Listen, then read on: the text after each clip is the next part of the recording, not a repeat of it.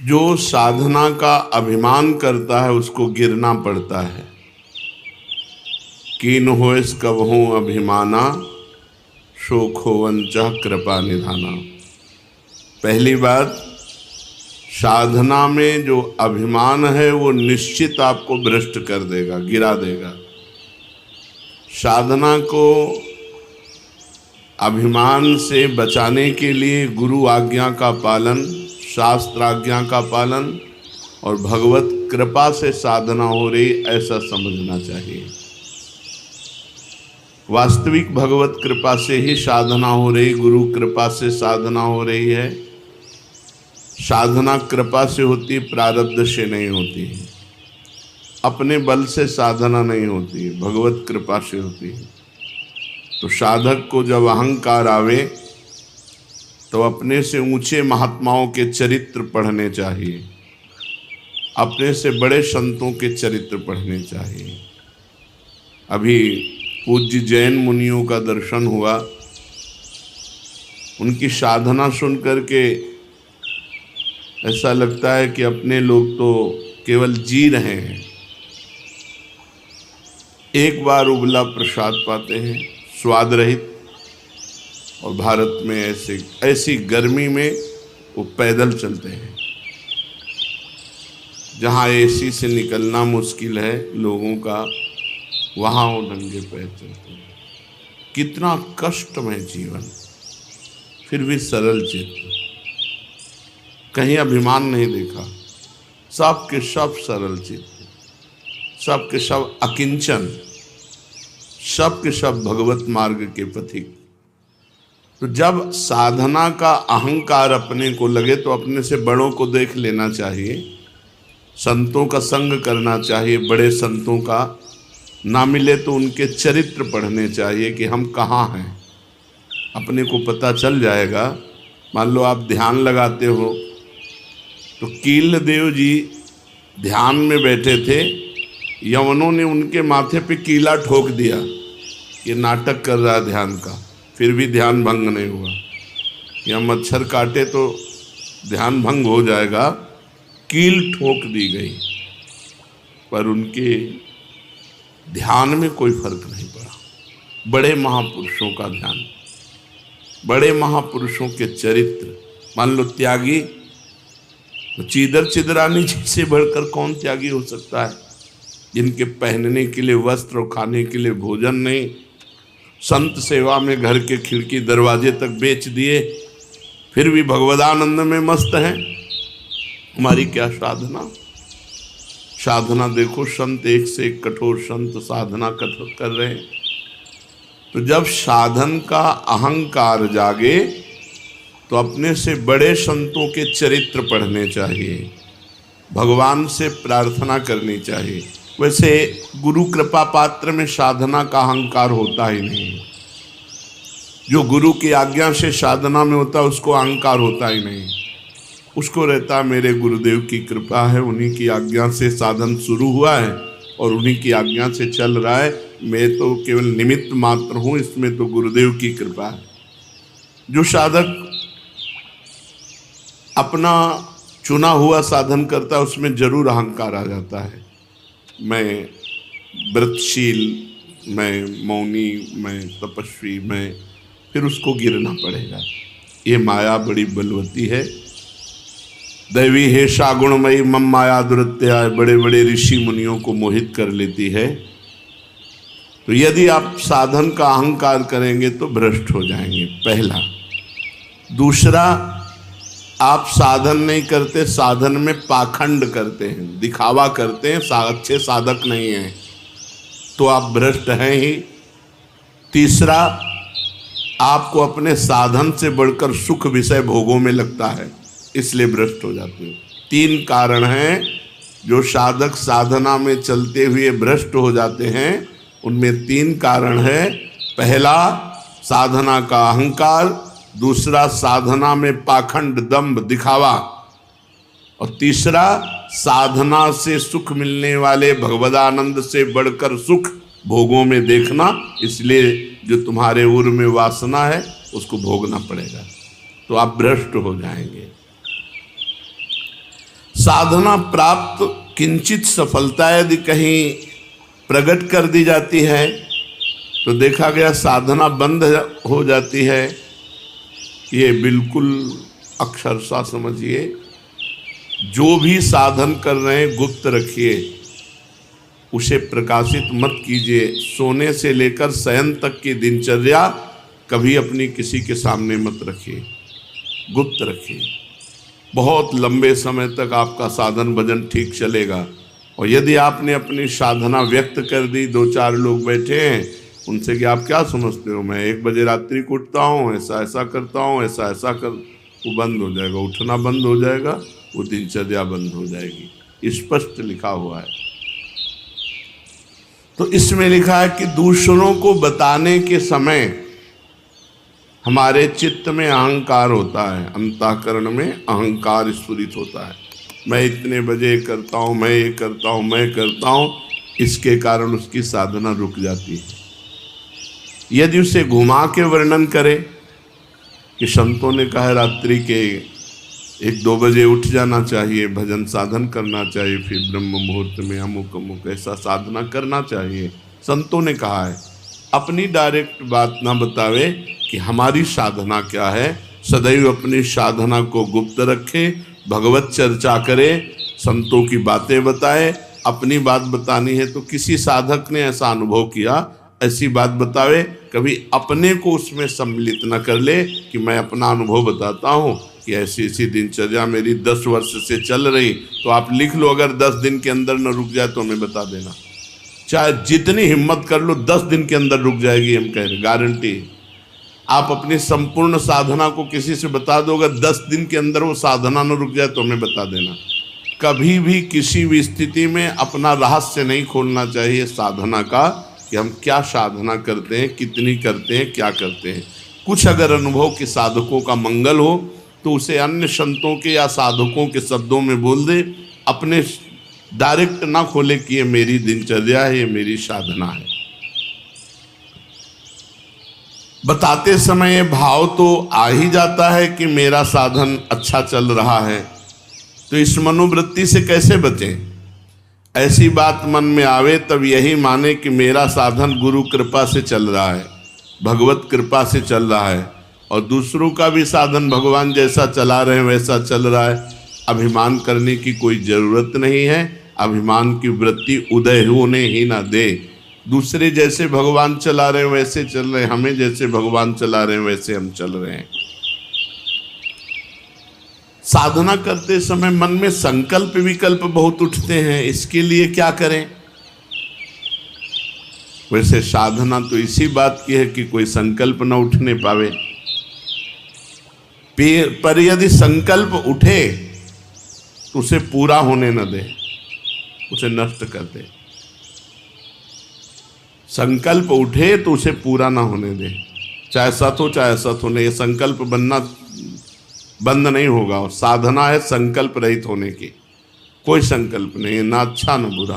बोले हम आज से ये संकल्प करते हैं। आज से क्या संकल्प करते हैं, हमारा तो जीवन भर का संकल्प है कि भगवान का नाम न छूटे, बस उसी में। अभी तक नहीं पूरा हो पाया संकल्प, तो और संकल्प बना के क्या करें। भगवान का साक्षात्कार करना है, अभी तक नहीं पूरा हो पाया, तो और संकल्प बना के क्या करें। ये जो छोटे छोटे संकल्प उठते हैं, ये करना है, ये देखना है, ये सुनना है, ये भोगना है, इनको नष्ट कर दे। कैसे नष्ट होते हैं, नाम जप करते हुए इनकी उपेक्षा कर दे तो अपने आप ही नष्ट हो जाते हैं। नाम जप बंद ना हो और आप लगाव न रखें, जो अंदर मन संकल्प विकल्प दे रहा है, तो वो नष्ट हो जाएंगे। अगर परमार्थिक शुभ संकल्प कोई हो तो उसे आदर दे दो, नहीं तो परमार्थिक व्यवहारिक दोनों खत्म। बिना संकल्प के चलने दो। संकल्प रहित साधना ही भगवान की प्राप्ति का है। कोई संकल्प नहीं, कोई संकल्प विकल्प नहीं। इतना जपना ये भी संकल्प नहीं, निरंतर जपना है ये संकल्प। हमारे जीवन का लक्ष्य है एक भी श्वास खाली ना जाए, एक भी मिनट व्यर्थ ना जाए। पूछत रीति भभूकत धावत, श्री सेवक जी महाराज लिखे। नहीं, कैसे बदलें। भजन का तीव्र अभ्यास। भजन से जब हृदय शीतल हो जाता है तो कोई गाली भी देता है तो उत्तर देने का मन नहीं होता। कोई गुस्सा भी दिलाता है तो इतनी शीतलता है कि गुस्सा ही नहीं आती। भजन का तीव्र अभ्यास और भगवान से कृपा याचना करना कि हमारा स्वभाव बदल दो। सेवक जी कह रहे हैं, या जो पर्यो मोहि सहज स्वभाव से हरिवंश नाम रस चाओ, नाव सुदृढ़ भव तरन को। ये सुदृढ़ नौका है नाम, भवसागर से तरने के लिए सुदृढ़ नौका नाम है। और मेरा स्वभाव पड़ गया है निरंतर हरिवंश नाम का रटने का। यह जो पर्यो मोहि सहज स्वभाव, श्रुतौ राधिका कीर्तिरंता स्वभावे। हमारी श्रवणेन्द्रिय का स्वभाव बन गया ऐसी किशोरी जी की चर्चा सुनना। जबान का स्वभाव बन गया है राधा राधा रटना। हमारा स्वभाव तभी बदलेगा जब हम तीव्रता पूर्वक भजन में लगेंगे। एक महीने में एक बार गुस्सा होने पर 1 महीने के भजन का फल ढक जाता है। 12 बार गुस्सा हो गए तो साल भर में तुम्हारे पास रह क्या गया। अच्छे से गुस्सा हो जाने पर 1 महीने का भजन का फल ढक जाता है। ये संतजन बावरे थोड़ी कि मारो तो भी गुस्सा नहीं होते, शांत रहते हैं। तो बोले जो मारने वाला है फिर वो अगर उसको प्रतिकूलता नहीं दी जाएगी तो और बढ़ जाएगा। नहीं, उमा क्षमा साप होते भारी, अपने कर्म जाए अपकारी। जो तुम्हारा अपकार कर रहा है उसे क्षमा कर दो, तुम्हारी क्षमा उसके लिए सांप से भी बढ़कर जाकर दंड देने वाली बन जाएगी। तुम्हारा भजन तो बढ़िया बच गया और उसको दंड सांप से भी अधिक मिल जाएगा। उमा क्षमा साप होते भारी, अपने कर्म जाए अपकारी। छोड़ो उसको, शांत रहो। कोई बात करे तो बहुत नम्र और मृदु बात करो और सावधानी पूर्वक जीवन व्यतीत करो। ऐसे किसी स्त्री पुरुष से बात ही न करो जिससे कोई संबंध नहीं है। व्यर्थ में नेत्रों को बहुत संभाल के, वाणी को बहुत संभाल के रास्ते चलते, श्री हरिवंश, जिधर वो श्री हरिवंश आया उधर से मुंह फेरो और फिर बोलो श्री हरिवंश, तो चल दो। साधु का स्वभाव ऐसा नहीं होता। ऐसे करोगे फंस जाओगे, ऐसे करोगे फंस जाओगे। बिल्कुल नहीं फंसना।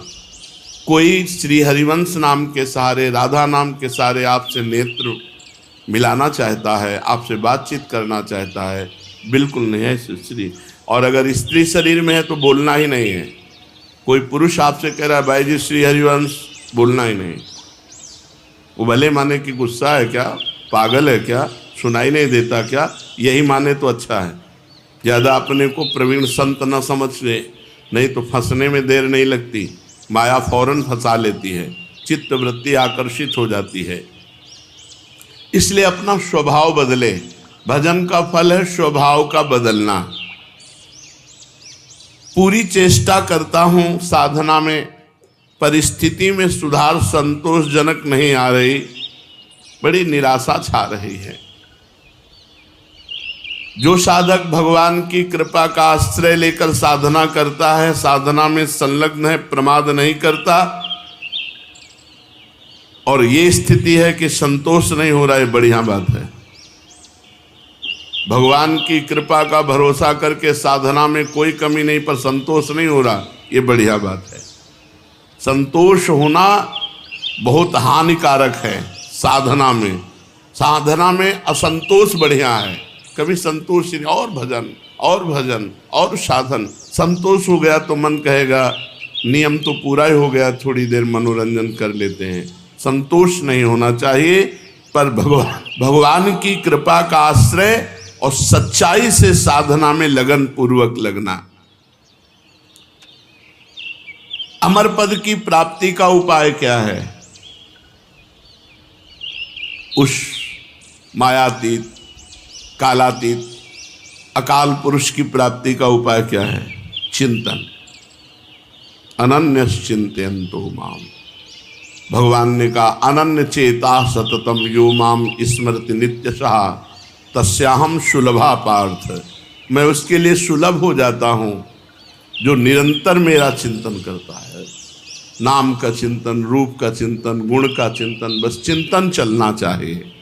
चिंतन, भगवत चिंतन से अमर पद की प्राप्ति होती है। जब युद्ध जैसे कार्य में भी भगवत चिंतन हो सकता है तो हर कार्य में भगवत चिंतन हो सकता है। माम स्मर युद्ध च, जब युद्ध जैसे कार्य में भगवान का स्मरण हो सकता है तो कोई भी कार्य ऐसा नहीं जिसको करते हुए हम भगवत स्मरण न कर सके। निरंतर भगवत स्मरण ही अमर पद, भगवत प्राप्ति, परम पद के उपाय हैं। अगर भगवत चिंतन में अंतर पड़ रहा है तो उतना ही अंतर पड़ रहा है अमर पद में। क्या साधना में वेश धारण करना आवश्यक है? ये वेश आचार्य परंपरा से होता है। ये जरूरी नहीं कि वेश धारण करे तभी परम पद मिलेगा, और ये जरूरी नहीं कि वेश धारण कर लिया तो परम पद मिलेगा। अगर वेश धारण करके भजन नहीं हो रहा, मनमानी आचरण हो रहे हैं तो नरक मिलेगा। और वो वेश धारण नहीं किए, बहुत सही साधना कर रहा तो उसे भगवत प्राप्ति होगी। वेश का विशेष महत्व नहीं है, महत्व भजन का है। भीतर अगर आपके भजन चल रहा है और बाहरी वेश कैसा भी हो तो आपको भगवत प्राप्ति होगी। बाहरी वेश साधु का, भीतर संसार का चिंतन, मान प्रतिष्ठा, रुपया पैसा, तो फिर भगवत प्राप्ति नहीं, नरक की प्राप्ति होगी। वेश आचार्य परंपरा से है। अगर वेश है और उद्देश्य है तो सोने पे सुगंध है, फिर क्या कहना है। मम भक्ति युक्तो भुवनम पुना, तो तीनों लोकों को पावन करने वाला है। लेकिन केवल वेश है, उद्देश्य भगवत प्राप्ति नहीं, भजन नहीं, इधर उधर भंडारा खाते डोलना, रुपया पैसा समेटना, मान प्रतिष्ठा, ये लोक व्यवहार, हंसी मजाक, तो संसारिक जीवन व्यतीत करने से कोई वेश थोड़ी भगवत प्राप्ति करा देगा।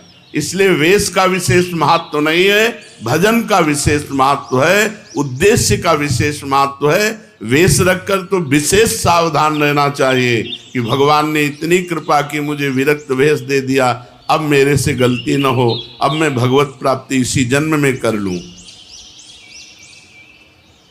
सोते हुए जब कैसे होता है? जब कहा जाता है 24 घंटे जप करो, तो सोने में तो 6 घंटे जाते हैं, तो 6 घंटे तो जप नहीं होता।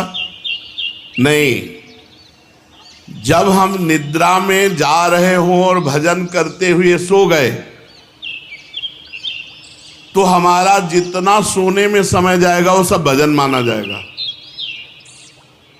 जैसे मरते समय नाम ले लिया तो पूरे जीवन क्या किया ये परिणाम नहीं देखा जाएगा, आपको भगवत प्राप्ति होगी।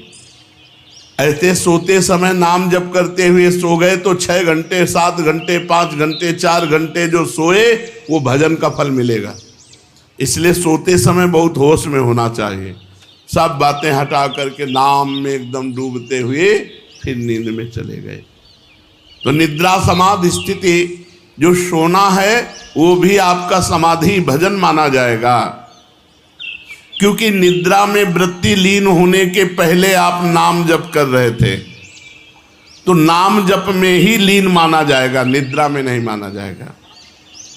निद्रा के ठीक पूर्व 1 क्षण पहले तक नाम जप चल रहा है और फिर सो जाइए, तो आप देखिए जगते समय वही नाम जप चलता मिलेगा, तो बीच में आपका भजन ही माना जाएगा। ऐसे 24 घंटे भजन माना जाएगा। प्रश्न कर रहे हैं, भजन करने के लिए क्या घर छोड़ना आवश्यक है कि भाई अब भजन करना है तो घर द्वार छोड़ दे? हमें लगता है कि अगर भजन का अभ्यास नहीं तो बाहर ज्यादा माया जाल है, बाहर ज्यादा माया जाल है, घर की अपेक्षा बाहर ज्यादा भ्रष्ट होने के चांस हैं। अब कहीं तो कमरा लोगे, कहीं व्यवस्था, तो रुपया कैसे मिले? तो धनी पुरुषों का संग करो, फिर बेविचार और नाना प्रकार की गलतियां और नाना प्रकार के दोष हो जाते हैं। घर में अपनी कमाई का खा के दूसरों का उपकार करते हुए जो भजन करता है बहुत जल्दी सिद्ध हो जाता है। जो विरक्त है, भगवान की विशेष कृपा हो गई है और वो साधु समुदाय में रहे, आकाश वृत्ति या मधुकरी वृत्ति से जीवन यापन करे, खूब भजन करे, सिद्ध हो जाए। जो मेहनत करके कमाया है जिंदगी में, उसी अपनी कमाई के धर्म के टुकड़े खाओ और खूब नाम जप करो। अगर धाम आदि की यात्रा करो तो अपने पैसे से करो, 1 पैसे का किसी से सहयोग मत लो, एक पैसे की वस्तु किसी से मत खाओ। गृहस्थ धर्म में ऐसे, और विरक्त धर्म में माधुकरी वृत्ति या आकाश वृत्ति से जो भगवान देते हैं, और समुदाय में रहे, क्योंकि अलग रहने पर मनमानी आचरणों के होने की संभावना है, और समुदाय में एक दूसरे की सुरक्षा बनी रहती है। घर में भगवान का नाम लेने से, भगवान में मन लगाने से ज्यादा अच्छा है। हाँ, जो जीवन भर भजन करता रहा है, अब उसने देखा हमारे कर्तव्य का कार्य पूरा, बच्चों का ब्याह हो गया, संसार, ए भाई राधे श्याम, और चला, वो बात अलग है, वो बात अलग है। वो शास्त्र आज्ञा करता चौथेपन में विरक्त होकर के विरक्तों के बीच में रहकर भजन करे, अपने कर्तव्य का पालन हो गया, अब हम भगवान के भजन में चले। कहते हैं कि जो भजन नहीं करता वो आत्महत्यारा है, जो भजन नहीं करता वो आत्महंता है, आत्महत्यारा है। ऐसा क्यों कहा गया? बोले भगवान ने कृपा करके मनुष्य जन्म दिया है, कृपा करके सुविधा दी है कि इस जन्म में प्रमाद से हटकर भजन करके मेरी प्राप्ति कर लो। और अगर आपने नहीं की तो यह अपराध बना और आप आत्महत्यारे कह जाओगे। जो न तरय भवसागर अस समाज नर पाए, स्वत निंदक मंदमति आत्महनन गति जाए। जैसे कई बार बताया है कि भारतीय सरकार किसी आदमी को विदेश भेजे और सारी सुविधा वहाँ, घर मकान स्त्री पुत्र परिवार सब सुविधा दे, और अपना सरकारी काम बता दे कि ये काम करना है। अब उसने सरकारी काम तो किया नहीं, सरकारी सुविधा का भोग करके बेटी बेटे को पढ़ाया, ब्याह किया, सब किया, सब किया। और जब भारत लौटा तो उससे पूछा गया वो कार्य, जिस कार्य के कारण आपको विदेश भेजा गया था, जिस कार्य के कारण आपको सुविधा दी गई थी, वो कार्य, बोले वो कार्य तो नहीं हुआ, तो वो दंडनीय अपराध होगा और उसे जेल मिलेगी, क्योंकि उसको उस कार्य के लिए सारी सुविधाएं दी गई थी। तो भगवान ने मृत्यु लोक में मनुष्य रूप में हमें भेजा भारत में, किस लिए? जाओ साधन धाम मोक्ष कर द्वारा, साधना करो और अपने जीवन को मुक्त अवस्था में लाओ, भगवत प्राप्ति कर लो। तो लड़की लड़का पत्नी परिवार सबका पालन पोषण किया, खूब सब कुछ किया, लेकिन प्रधान सरकारी कार्य भजन करके भगवत प्राप्ति ये नहीं किया, तो आपको जो गति आत्महत्यारे की होती है वही दुर्गति आपकी होगी। हम आपसे और समझना चाहते हैं। कुछ ऐसा कहा जाता है कि अगर राम के साथ सीता की उपासना न करे और कृष्ण के साथ राधाजू की उपासना न करे तो नरकगामी होते हैं, ऐसा सुना है? नहीं, शास्त्रों में जो वर्णन है उसको समझना है। भगवान श्री राम या भगवान श्री कृष्ण का जब आप पूजन करते हैं तो उसी में शक्ति विराजमान है, वो अकेले कभी रह नहीं सकते। शक्तिमान शक्ति में ही विराजमान है, शक्ति शक्तिमान में ही विराजमान है, दोनों अभेद हैं। शक्ति और शक्तिमान कभी अलग हो ही नहीं सकते हैं। इसीलिए भगवान शिव ने अर्धनारीश्वर करके दिखाया, इसीलिए हमारे प्रिया प्रीतम मिलित रूप दिखाए। रूप बेली प्यारी बनी सुप्रीतम प्रेम तमाल, दो मन मिली एक भय श्री राधा वल्लभ लाल। दोनों प्रिया प्रीतम मिलित रूप हैं।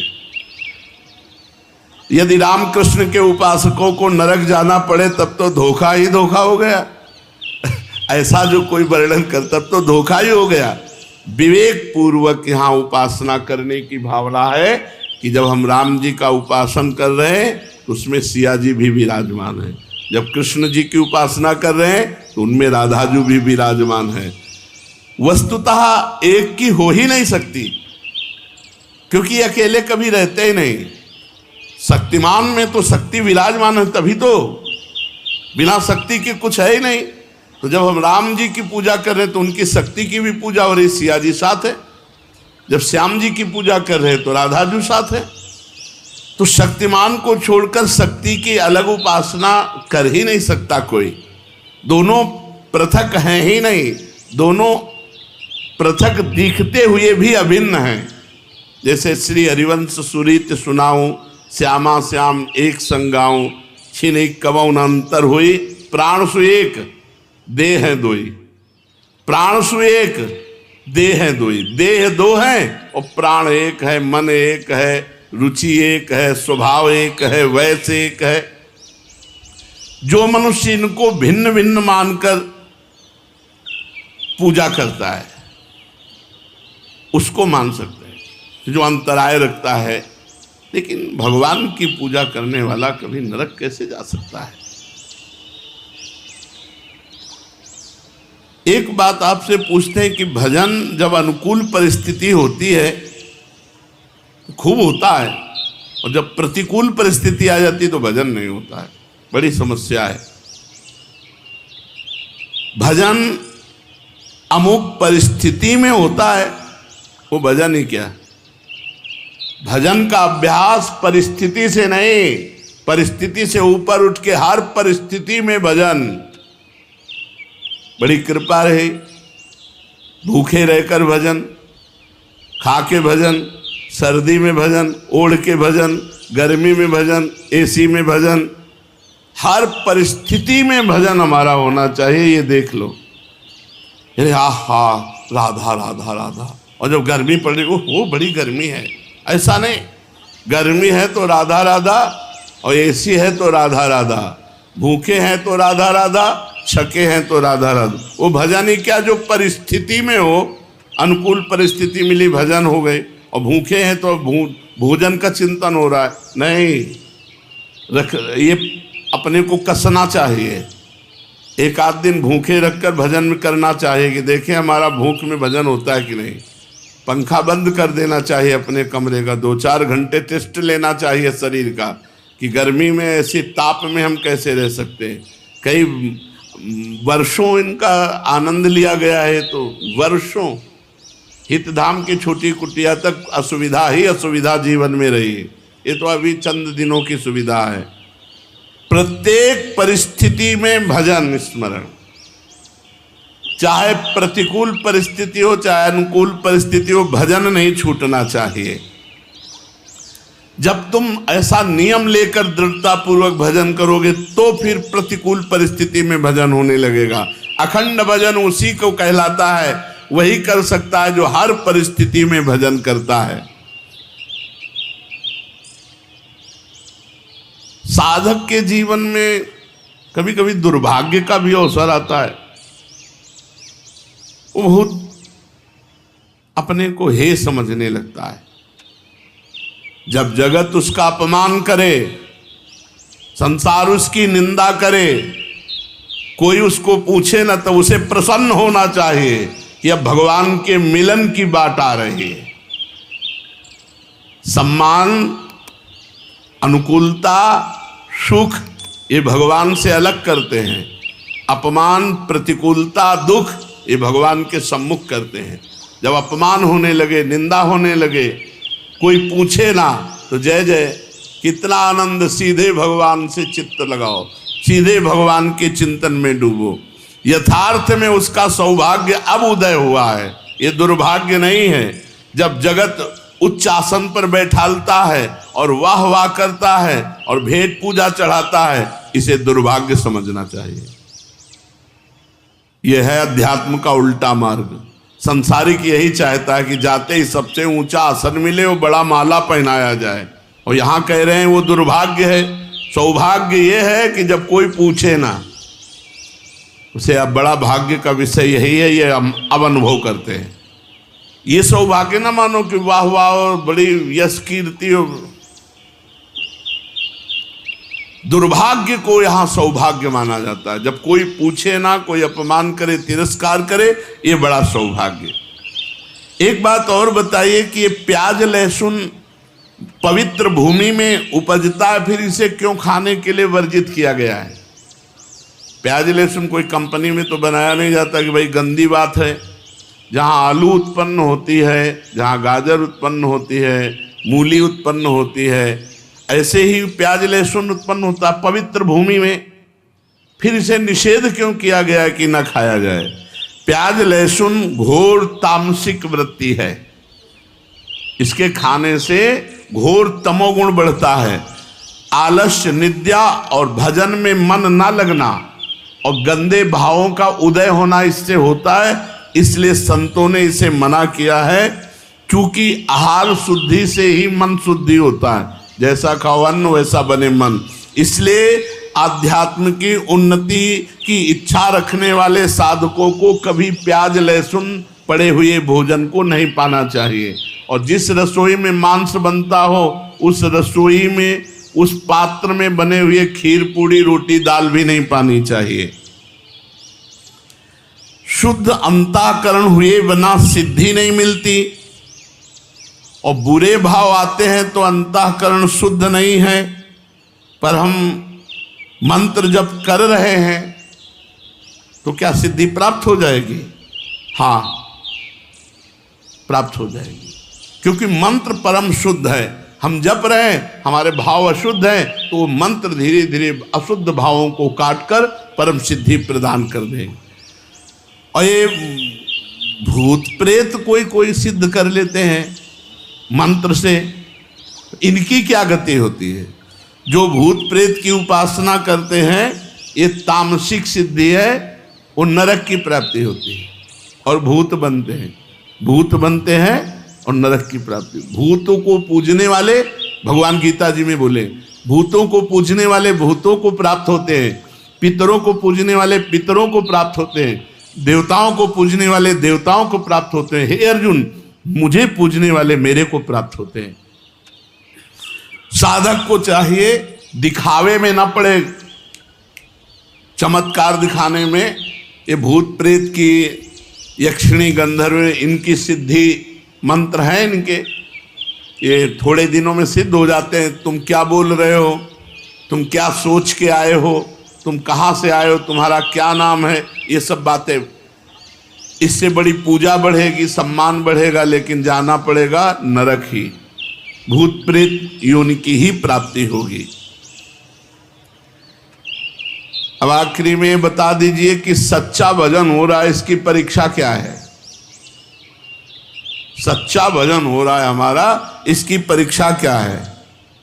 भजन करने वाले की प्रतिपल उन्नति होती है।